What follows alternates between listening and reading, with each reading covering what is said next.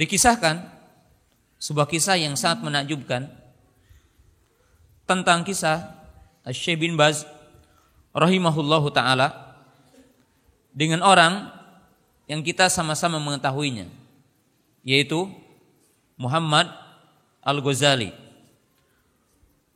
Semoga Allah taala merahmatinya. Yaitu yang menulis sebuah kitab yang ulah diterjemahkan dalam bahasa Indonesia, Kritik Ilmu Hadis. Dan dalam buku itu didapatkan beberapa penyimpangan tentang metode beliau tentang cara mensahihkan dan mendhaifkan hadis. Karena beliau banyak mendhaifkan hadis-hadis yang sahih dalam Sahih Bukhari karena alasan bertentangan dengan akal atau bertentangan dengan penemuan ilmiah. Maka dalam suatu ketika Muhammad Al-Ghazali rahimahullahu taala beliau bertamu kepada Imam Ibnu Baz rahimahullahu taala dan diundang di rumah beliau.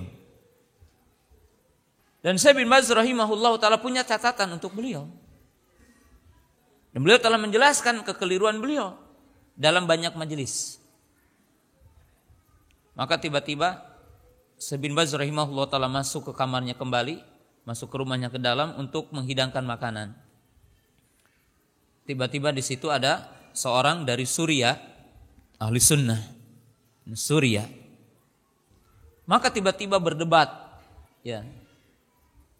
tentang bukunya beliau. Sehingga Syekh bin Baz rahimahullahu taala mendengar perdebatan mereka berdua. Jadi berdebat, jidah antara seorang dari Suri dengan Muhammad Al-Ghazali rahimahullahu taala. Maka duduklah Syekh bin Baz dan mendengarkan keduanya. Maka Syekh bin Baz rahimahullahu taala dengan adab mengatakan kepada beliau berdua, beliau mengatakan tidak dengan kata-kata kasar dan sebagainya. Maka beliau mengatakan, mari kita dudukan permasalahan ini pada proporsinya dengan dalil-dalil yang benar, dengan aqwal para ulama.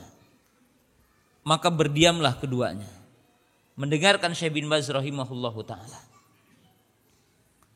Lalu Muhammad Al-Ghazali rahimahullahu taala beliau sesungguhnya punya pertemuan di tempat lain dan beliau terakhir, artinya terlambat untuk bertemu dengan yang mengundang beliau karena beliau dijamu makan oleh Syekh bin Baz rahimahullahu taala dan terjadi pembicaraan. Dan Syekh bin Baz rahimahullahu taala memberikan nasihat yang sangat agung. Maka dia dikisahkan ketika dia datang ke rumah yang beliau itu diundang, maka beliau mengatakan, sungguh aku telah tertahan oleh salah seorang yang sya'an, oleh seseorang yang punya kedudukan agung dalam hatiku,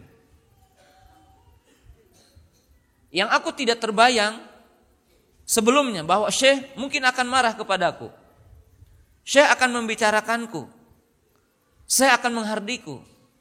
Tetapi yang aku dapatkan, beliau berkata dengan kata-kata yang baik, beliau menasihati dengan kata-kata yang baik. Itulah yang tertanam dalam sisi hatiku. Sebagian thalabul ilmi, sebagian kita hari ini yang mendakwahkan sunnah, yang akan menyebarkan sunnah, keumumannya memiliki khalfiyah yang tidak disenangi banyak orang. Baik sikap ketika bertemu di perjalanan, atau sikap ketika berdagang, atau sikap ketika kita berkumpul. Maka banyak manusia yang tidak menyenangi sunnah karena sikap kita, karena karakter yang kita miliki. Tetapi lihatlah para ulama. Tapi lihatlah ulama terdahulu. Hatta ahlu bid'ah, mereka tidak mampu untuk melakukan apa-apa. Kenapa? Karena mereka mengenal ahlu sunnah itu adalah khair. Mereka mengenal ahlu sunnah itu adalah hanyalah baik.